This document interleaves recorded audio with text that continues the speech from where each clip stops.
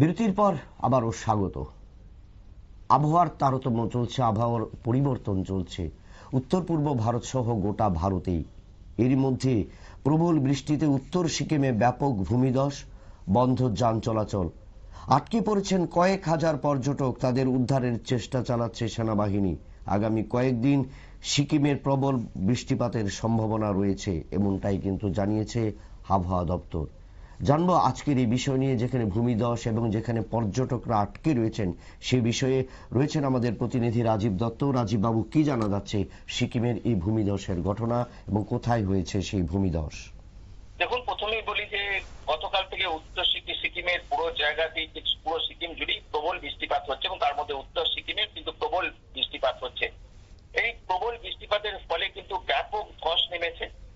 উত্তর সিকিমের বিভিন্ন জায়গায় ধসটা নেমেছে এবং তার মধ্যে ধরুন লাচুং, চুংথাং, এই যে রাস্তা, সেই রাস্তায় কিন্তু একদম ধসে সমস্ত রাস্তা ভেসে গিয়েছে। এত ধস নেমেছে রাস্তায়, মানে ভেসে রাস্তা বলে আর কিছু নেই।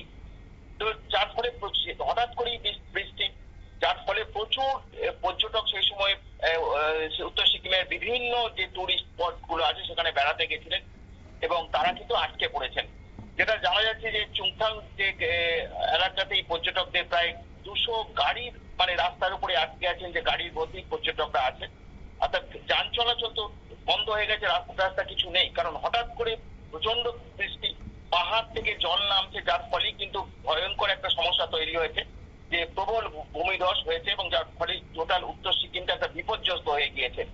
যে এখন যেটা নিয়ে সিকিম সরকার যে পুনরায় পর্যটকদের ওখানে যাওয়ার নিষেধ করে দিয়েছে, বন্ধ করে দিয়েছে এবং পর্যটন সংস্থাগুলোর কাছে আবেদন করা হয়েছে যে তারা এই উত্তর সিকিমে যেন কোনো লোকজন না নিয়ে আসে। এখন যে যারা আটকে পড়েছেন, যেটা সিকিম পুলিশের পক্ষ থেকে বলা হয়েছে যে প্রায় 1000-এরও বেশি পর্যটক কিন্তু বিভিন্ন পর্যটন কেন্দ্রে তারা আটকে রয়েছেন বা হোটেলে আটকে রয়েছেন। তো তাদের উদ্ধার করার জন্য চেষ্টা হচ্ছে, কিন্তু বুঝতেই পারছো যে একদম ধস নেমেছে, পাহাড় থেকে প্রবল বৃষ্টি জল ধারা নামছে এবং যার ফলে কিন্তু রাস্তা একদম ধুয়ে মুছে গেছে, সার্ফ হয়ে গেছে, রাস্তা আছে বলে বোঝা যাচ্ছে না, ভেসে গিয়েছে রাস্তা। এরকম ভয়ঙ্কর অবস্থা হয়েছে এবং যার ফলে উদ্ধার কাজে চালাতেও কিন্তু সমস্যা হচ্ছে। চেষ্টা করা হচ্ছে, প্রশাসন চেষ্টা করছে যাদের আটকে পড়েছেন তাদের উদ্ধার করার।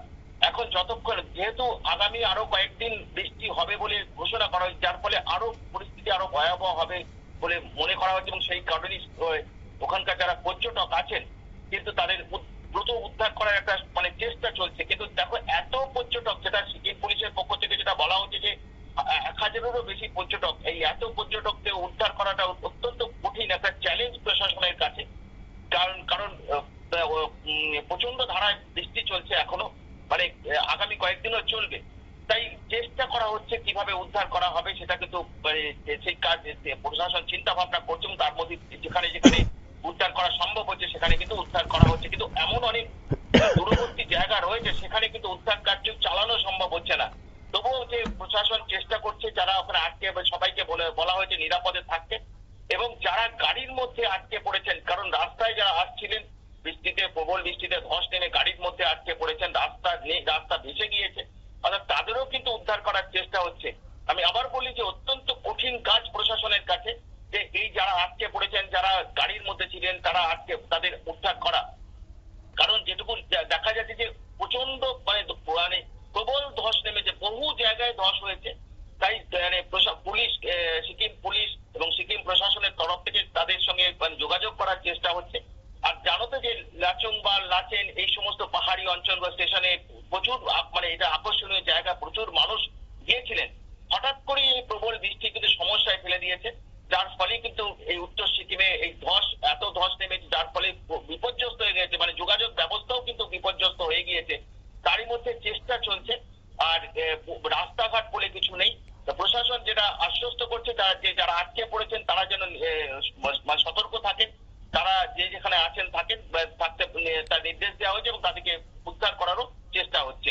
বিপ্লব, সেক্ষেত্রে আবহাওয়া দপ্তর কি জানিয়েছে বৃষ্টির সম্ভাবনা কি রয়েছে আরো সিকিমে এই মুহূর্তে? দেখো, আবহাওয়া দপ্তর যেটা আজকে সকালেই বলেছে, যে আবহাওয়া দপ্তর বলছে যে আগামী কয়েকদিন সিকিমে অতি থেকে অতি প্রবল বৃষ্টিপাত হবে। অর্থাৎ বুঝতেই পারছো যে আরো যা বৃষ্টি গতকাল থেকে শুরু হয়েছে,